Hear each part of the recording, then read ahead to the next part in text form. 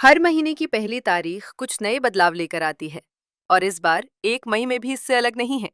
इस दिन से कई महत्वपूर्ण नियम लागू होने जा रहे हैं जिनका सीधा असर आम लोगों की जेब, खर्च और दिनचर्या पर पड़ेगा। आइए इन 5 बड़े बदलावों को विस्तार से समझते हैं। एलपीजी सिलेंडर की कीमतों में बदलाव। हर महीने की तरह इस बार भी 1 मई को गैस कंपनियां एलपीजी सिलेंडर के नए रेट जारी करेंगी।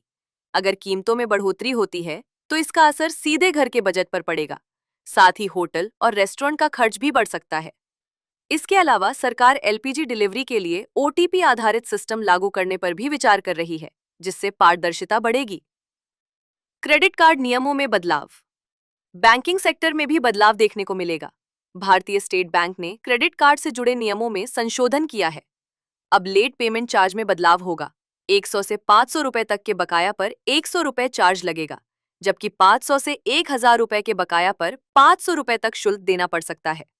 साथ ही कुछ कार्ड्स पर वार्षिक फीस की शर्तों में भी बदलाव किया गया है। सीएनजी और पीएनजी के दाम में संशोधन। एलपीजी की तरह ही सीएनजी और पीएनजी के दाम भी हर महीने की पहली तारीख को अपडेट होते हैं। यदि कीमतें बढ़ती हैं, तो इसका असर वाहन चालकों और घरेलू गैस उपयोगकर्ताओं दोनों पर पड़ेगा। इससे ट्रांसपोर्ट और घरेलू खर्च बढ़ने की संभावना है। मई महीने में बैंक छुट्टियां। मई में कई बैंक अवकाश भी रहेंगे।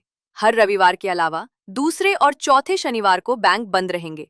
इसके साथ ही लेबर डे, 1 मई और कुछ अन्य त्योहारों के कारण भी छुट्टियां रहेंगी।